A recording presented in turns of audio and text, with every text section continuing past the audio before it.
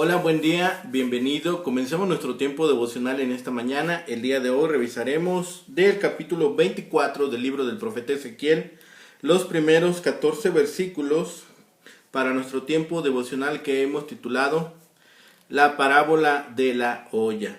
La parábola de la olla. Recuerden que para el tiempo devocional estamos leyendo en dos versiones, Nueva Traducción Viviente y Reina Valera 60. Leamos primero en Reina Valera 60, dice la palabra de Dios, capítulo 24, versículos 1 al 14. Vino a mí palabra de Jehová en el año 9, en el mes 10, a los 10 días del mes, diciendo: Hijo de hombre, escribe la fecha de este día. El rey de Babilonia puso sitio a Jerusalén este mismo día, y habla por parábola a la casa rebelde, y diles: así ha dicho Jehová el Señor: pon una olla, ponla y echa también en ella agua. Junta sus piezas de carne en ella, todas buenas piezas, pierna y espalda. Llénala de huesos escogidos. Toma una abeja escogida y también enciende los huesos debajo de ella. Haz que hierva bien, cuece también sus huesos dentro de ella. Pues así ha dicho Jehová el Señor: hay de la ciudad de sangre, de la olla herrumbrosa, cuya herrumbre no ha sido quitada.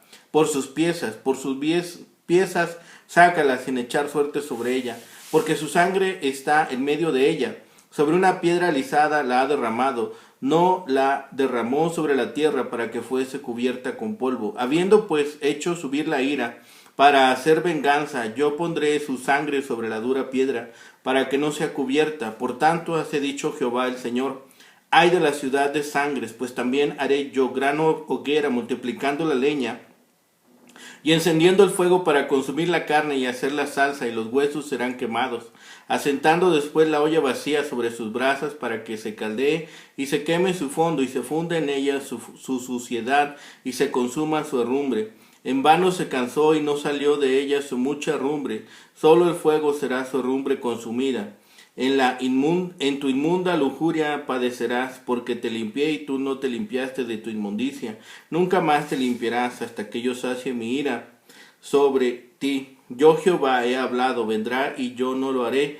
No me volveré atrás, ni tendré misericordia, ni me arrepentiré. Según tus caminos y tus obras te juzgarán, dice Jehová el Señor. La misma porción en la Nueva Traducción Viviente, capítulo 24, versículos 1 al 14. El 15 de enero, durante el 9º año de cautividad del rey Joaquín, recibí este mensaje del Señor: Hijo de hombre, anota la fecha hoy, porque en este preciso día el rey de Babilonia comenzará el ataque contra Jerusalén. Luego transmíteles a esos rebeldes, mediante una ilustración, este mensaje de parte del Señor soberano. Pon una olla al fuego y échale un poco de agua. Llénala con trozos selectos de carne, de cadera, de lomo y de los cortes más tiernos. Usa solo a las mejores ovejas del rebaño y amontona leña en el fuego. Debajo de la olla, hierve el contenido de la olla y cocina los huesos junto a la carne. Ahora bien, esto dice el Señor soberano: ¿qué aflicción le espera a Jerusalén, ciudad de asesinos? Ella es una olla de cocina, cuya corrupción no puede limpiarse. Saca los trozos de carne al azar, porque ningún pedazo es mejor que otro, pues la sangre de sus homicidios quedó salpicada en las rocas, ni siquiera se derramó en el suelo, donde el polvo podría cubrirla. Así que yo salpicaré su sangre en una roca para que todos vean una expresión de mi enojo y mi venganza contra ella. Esto dice el Señor soberano: ¿qué aflicción le espera a Jerusalén, ciudad de asesinos? Yo mismo amontonaré leña debajo de ella. Sí, échale más leña, que ardan las llamas para que hierva la olla. Cocina la carne con muchas especias y después quema los huesos. Luego deja la olla vacía sobre los carbones encendidos, que se caliente el rojo vivo, que se queme la inmundicia y la corrupción. Pero es un caso perdido. La corrupción no puede limpiarse, así que échala al fuego. Tu impureza es tu lascivia y la corrupción fruto de tu idolatría. Yo traté de limpiarte, pero tú te negaste. Ahora quedarás en tu inmundicia hasta que sacie mi furia contra ti. Yo el Señor he hablado, ha llegado la hora y no me contendré. No cambiaré de parecer ni tendré compasión de ti. Serás juzgada por tus acciones perversas, dice el Señor soberano. Bien. La parábola de la olla, el mensaje final de juicio, el sitio sobre Jerusalén. La alegoría final en este registro del primer periodo de la carrera profética de Ezequiel sigue ahora. La profecía data del día inicial del sitio final de Jerusalén por Nabucodonosor. ¿Cómo supo Ezequiel en Babilonia lo que estaba sucediendo en Jerusalén para adjuntarla con tanta precisión a esta alegoría de la olla hirviente. No necesitamos invocar la presencia de poderes extrasensoriales, aunque estos, por supuesto, son siempre una posibilidad para explicar este texto. Necesitamos recordarnos, como hemos tenido que hacer durante más de una vez, que el libro de Ezequiel es una obra de redacción posterior. Los redactores se beneficiaron de la realización de la historia posterior de eventos profetizados que no estaban muy determinados en su expresión original. La alegoría de la olla hirviente continúa y de alguna manera completa la visión totalmente negativa de Ezequiel del efecto de Israel del fuego purificador, que en cambio solo había llevado a mayores enormidades. La olla de esta figura es Israel. El fuego que se enciende debajo de él es la visitación sobre él. La alegoría comienza con la deportación inicial por los babilonios, de la cual Ezequiel y sus compañeros en Babilonia han sido parte. Entonces se había preparado un guiso potencialmente sabroso. Las partes más selectas de la gente se habían reunido en este crisol con la posibilidad de una verdadera regeneración, una nueva creación a través de la purificación. ¿Pero qué había pasado? La olla, tanto el Israel del exilio como el Israel que había permanecido en Palestina, habían demostrado estar completamente contaminada con óxido. Era un contaminante más que un recipiente de salud, y plenitud. La gran oportunidad había pasado. Y por lo tanto, dice el Señor, el fuego será un agente de destrucción con características purificadoras. Así que el fuego, ahora, la destrucción final de Jerusalén por los babilonios, se amontonaría y la olla se reduciría a metal fundido. No habría regeneración, solo habría destrucción. Tenemos en este capítulo dos mensajes predicados en una ocasión especial. Ambos proceden del monte Sinaí, el monte del terror, y ambos también proceden del monte Ebal, el monte de las maldiciones. Ambos hablan del fatal destino de Jerusalén. Los profirió el profeta con ocasión del asedio de Jerusalén a manos del rey de Babilonia. El primero fue predicado por medio de la señal de una olla hirviente, en la que se simbolizan todas las miserias de Jerusalén y que había de soportar durante el asedio. El segundo mensaje fue predicado por medio de otra señal, la de ausencia de duelo por parte del profeta tras la muerte de su propia esposa, en lo que simbolizan las calamidades que se cernían sobre Jerusalén, demasiado grandes para ser lamentadas, tan grandes que se habían de hundir bajo ellas en callada desesperación.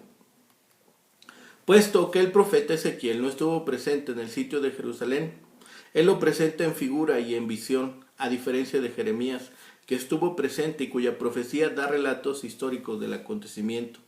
La fecha que señala Ezequiel al principio del capítulo marca el tiempo en que se cumple la profecía del sitio de Jerusalén. Este había sido anunciado al principio del libro por medio de la señal de la ciudad sobre un adobe. La hora que el pueblo suponía estaba aún lejana, se iba a cumplir en esos días. Ezequiel llega a su último mensaje así contra Jerusalén, el cual fue entregado el mismo día en que el rey de Babilonia se acercó a la ciudad para atacarla. La profecía se cumple y se compone de dos partes, la parábola y la señal. Ezequiel dio esta ilustración en el 588 a.C., 3 años después del primero de sus mensajes anteriores. El pueblo de Judá pensó que era la carne escogida, porque no la habían llevado al cautiverio en el 597, cuando los babilonios invadieron por última vez el territorio.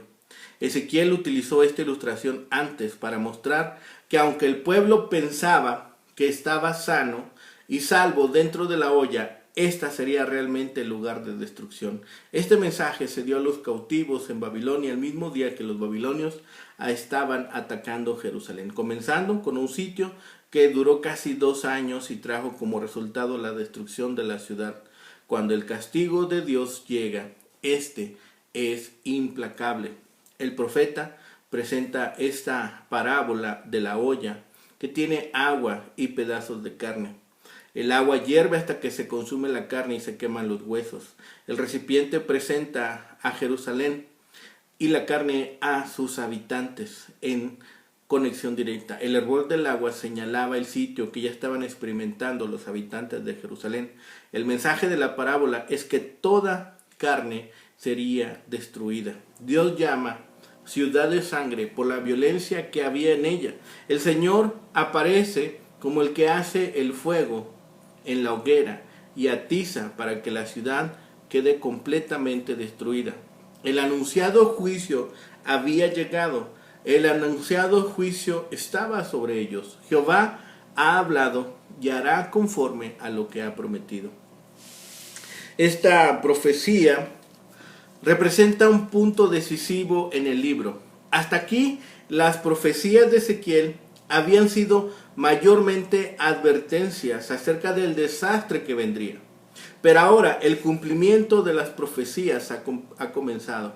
No había marcha atrás. El sitio de Jerusalén había comenzado. La fecha es precisa. El lugar era concreto. La ciudad sería destruida. Este sitio fue el segundo en 12 años para Jerusalén. Después del anterior, Ezequiel mismo había sido deportado. El mensaje de la profecía se presenta en una parábola. Se compara a Jerusalén con la olla y a los moradores con el contenido de esta. Después que se le puso el fuego, una mancha permanece en la olla. Es decir, después del primer sitio, la impureza de Israel continuó. Un segundo fuego más intenso, el segundo sitio, sería necesario para quemar la impureza, es decir, castigar la iniquidad del pueblo. Nuevamente el castigo se presenta como purificación. Israel tendría que haber dejado sus transgresiones. Como la espuma que sube por el calor del fuego es sacada de la parte de arriba de la olla por estas impurezas. Pero se pusieron peores. Su transgresión fue incrementando, sus miserias también fueron en aumento. Jerusalén iba a ser demolida a ras del suelo. El tiempo señalado para el castigo de los impíos parece venir lentamente, pero vendrá de manera segura y contundente. Triste es pensar cuántos son aquellos quienes se pierden las ordenanzas y providencias de Dios en su rebeldía. Es el anuncio del sitio por parte del profeta Ezequiel que se efectúa aproximadamente 4 años y medio después de la primera visión de Ezequiel. Jerusalén fue sitiada, el sitio duró por varios años y durante 4 años y medio el profeta había estado llamando al pueblo de Judá al arrepentimiento sin saber si había logrado alguna cosa. El pueblo al que le profetizaba aún era una casa rebelde. Fueron las primeras palabras que escuchamos de este libro al comenzar esta serie. Sin embargo, ahora que empezaba el sitio, del cual el profeta les había advertido, se desvanecían las esperanzas de Jerusalén para ésta ser preservada. La parábola del juicio de Ezequiel es este anuncio del sitio de Nabucodonosor y la guerra que emprendió sobre la ciudad. La fecha exacta que ha de escribir como memorándum en su diario del profeta es el año 9, en el mes 10, a los 10 días del mes, es decir, a comienzos del año 588, en el mes de enero. La fecha coincide con la que leemos en el segundo libro de Reyes, capítulo 25 y Jeremías 52:4. En estos dos últimos lugares se especifica que era el año 9 del reinado de Nabucodonosor. La fecha probable es 15 de enero. Se le dice a Ezequiel, escribe esta fecha, porque hoy Nabucodonosor ha puesto sitio a Jerusalén. Versículo 2. Por esta profecía es anunciado a Ezequiel el principio del asedio a la ciudad, el mismo día que comienza. Dios notifica a Ezequiel en Babilonia que el asedio ha comenzado. Toma nota de ello en tu diario, le dice, pues se trata de una fecha muy importante. En este mismo día, muy lejos de aquí, sin que tú puedas verlo, ha embestido Jerusalén el rey de Babilonia. Se lo dice Dios al profeta a fin de que éste pueda comunicárselo al pueblo, y de este modo, cuando se demuestre puntualmente su verdad, sea una confirmación más de la misión del profeta. La figura de la olla representa los terribles efectos del juicio. Ezequiel alcanza el clímax de su denuncia al justificar el juicio que pronto caerá sobre Jerusalén.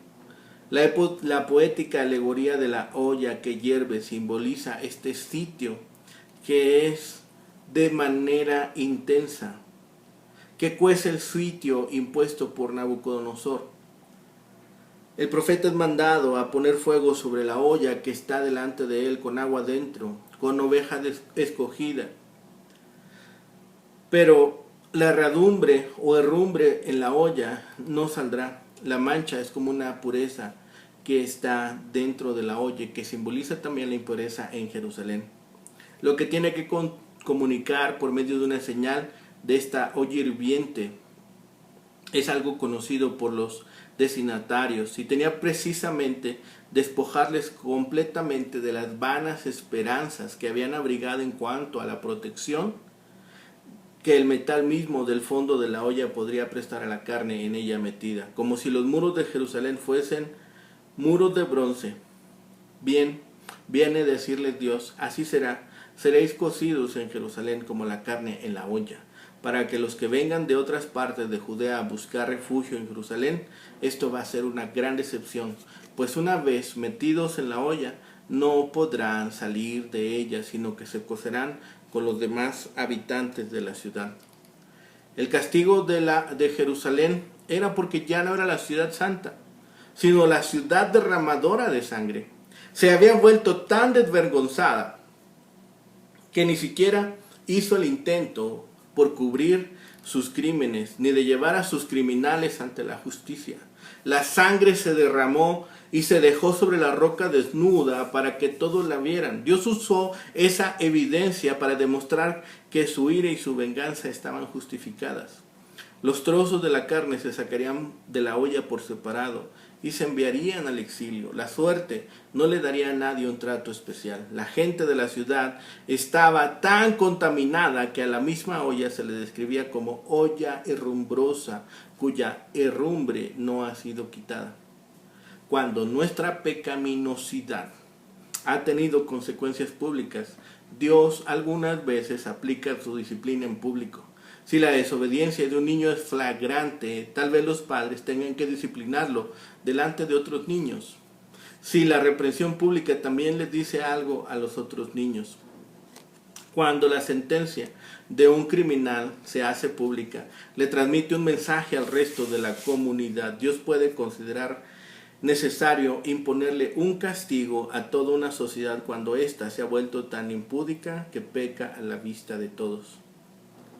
La ciudad de Jerusalén, como esta olla, donde el pecado estaba tan incrustado que no podía limpiarse. Dios quería limpiar las vidas de los habitantes de Jerusalén y también quiere limpiar nuestras vidas hoy. A veces trata de purificarnos mediante dificultades y circunstancias problemáticas.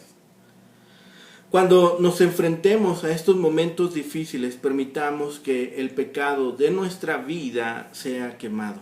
Miremos los problemas como una oportunidad para que nuestra fe crezca. Cuando lleguen esos tiempos, las prioridades innecesarias y las diversiones se echarán a un lado, se pondrán a un lado y deben de ponerse ahí. Podemos evaluar nuestras vidas y así haremos lo que en verdad cuenta. Así seremos purificados.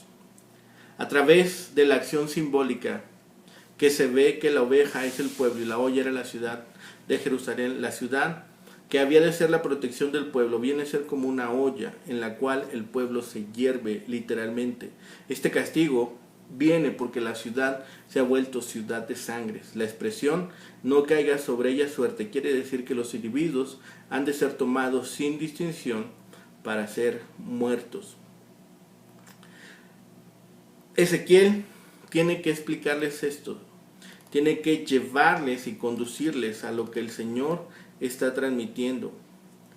Las observaciones que hacemos del versículo 6 al 14 en prosa especifican las dimensiones del infortunio.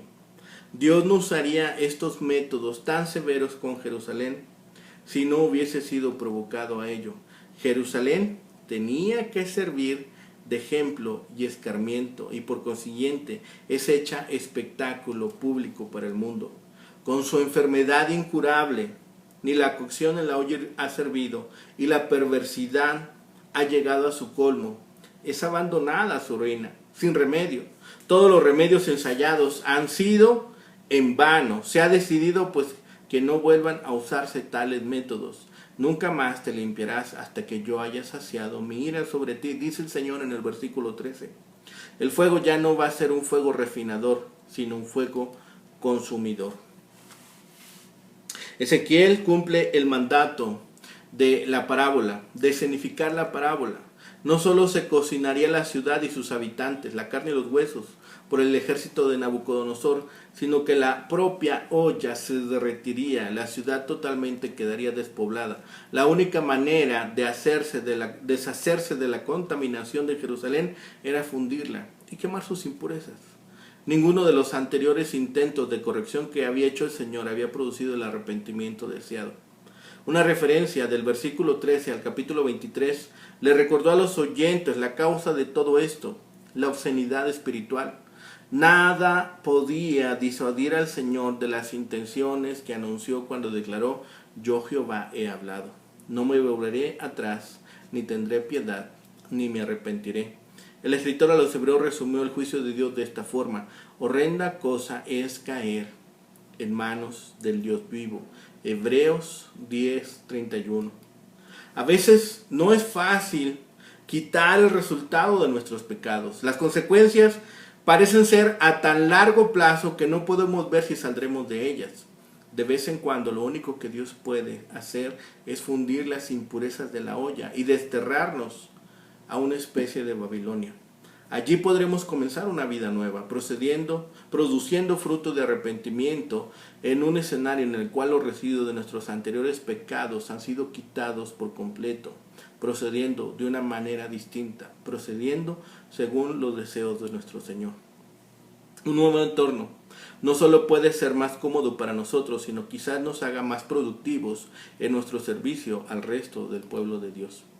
Para representar la ira divina en contra de la ciudad, se manda al profeta echar mucha leña al fuego a fin de hacer una gran hoguera. Así se recalca lo terrible del castigo que vendrá sobre Judá. Se calienta la olla, se queman las impurezas, se queman los huesos, se deja que la olla se ponga al rojo vivo, para que la mancha desaparezca al quemarse, al fundirse por completo. El versículo 12, tal cual, podría explicar que la herrumbre de la olla no desaparecerá hasta después del segundo calentamiento. Sería más consistente verlo como resumiendo el intento anterior.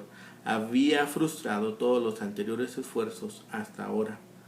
Dice Ezequiel: no impedirás tu juicio ahora, Jerusalén. Esta alegoría, una vez más, Ezequiel es concluyente en lo que va a declarar. La última fecha a la que hace referencia fue el verano del 591 a.C. Ahora, unos 2 años y medio después, especifica una fecha de invierno, probablemente, como hemos dicho, enero del 588. Pero en esta ocasión la fecha se presenta de una manera distintiva. El profeta recibe instrucciones de escribir la fecha, especificando así claramente a sus compañeros en exilio el día en que se declaró la profecía que ha de darse. La fecha era importante, porque era el día en que Ezequiel recibió instrucciones de anunciar que el rey de Babilonia había comenzado el asedio a la ciudad de Jerusalén. Aunque sin duda el asedio era esperado, los exiliados sin duda habrían oído hablar de la partida de los ejércitos babilónicos en una campaña palestina. Su fecha no podría haber sido conocida por medios normales. De hecho, muchos intérpretes toman este pasaje para implicar que Ezequiel debe haber estado escribiendo en Jerusalén. Pero tal interpretación no es necesaria, a menos que se excluya a priori no solo la posibilidad de que Dios pueda revelar este conocimiento a su siervo, sino también fenómenos tales como clarividencia, la percepción extrasensorial, incluso lo que solía llamarse la segunda vista. De hecho, el punto de Ezequiel escribiendo la fecha es el hecho de que no podría haberla sabido por medios normales, un ejercicio que habría sido inútil en Jerusalén.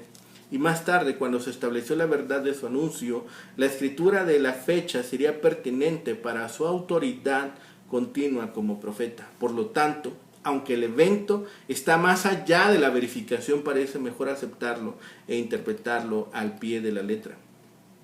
Entonces, el profeta es instruido para declarar una alegoría. Comienza como una canción, probablemente una canción de trabajo popular en uso por miembros de la comunidad exiliada. La canción como tal no es particularmente alegórica. Introduce el tema de la alegoría detallada que seguirá. La canción, de hecho, simplemente tipifica un incidente diario de la vida doméstica. Una olla se prende en fuego y la carne cruda y los huesos se agregan al agua en la olla para hacer un guiso. La domesticidad de la escena debe transformarse bruscamente en el desarrollo alegórico que sigue en la canción. La olla, al parecer, no ha sido cuidada adecuadamente. Está corroído el óxido y no puede hacer su trabajo correctamente. La alegoría queda completa. La naturaleza de la alegoría introduce el tema de la inutilidad. Una olla normal no necesita temer el fuego. Fue diseñado para colocarse en las llamas.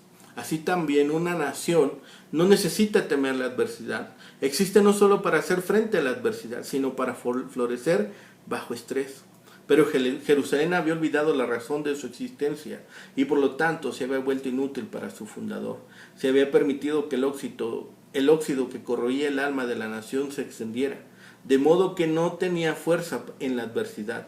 Aquellos que buscan retener la utilidad para la cual fueron creados deben limpiar constantemente el óxido en su persona. Si se permite que éste se propague, la utilidad disminuye y no queda capacidad para convertir la adversidad en fortaleza. Lo que es inútil es finalmente destruido y desechado. Así sucedió con la nación de Israel. Así nació con la nación que se mostró infiel.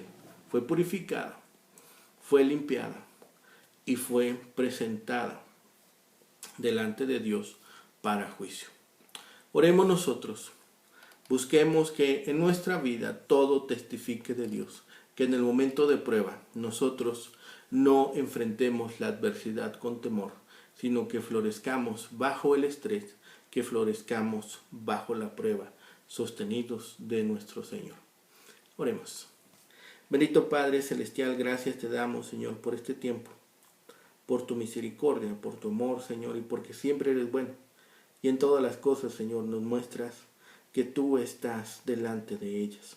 Padre bendito, Señor, permítenos que en tiempo de prueba, que en tiempo de adversidad, de dolor, de enfermedad, Señor, podamos nosotros seguir floreciendo, creciendo, tomados de tu mano, Señor, sostenidos, Señor, por fe en tu amor y tu misericordia. Padre bendito, permite que muchos otros escuchen de nuestro testimonio, que muchos otros sean edificados, y permítenos, Señor, dar testimonio fiel de tu poder y de tu grandeza. Padre, permítelo en nuestra oración, que sigamos creciendo y que sigamos siendo fieles para ti y en ti en todo tiempo. Gracias te damos de todas tus bendiciones, de tu amor incondicional y de tus ricas y abundantes dones.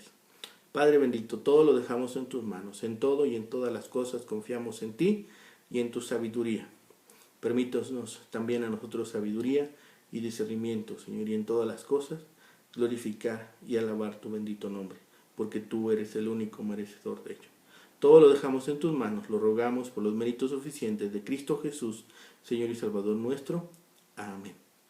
Que tengan un excelente día, que el Señor les bendiga.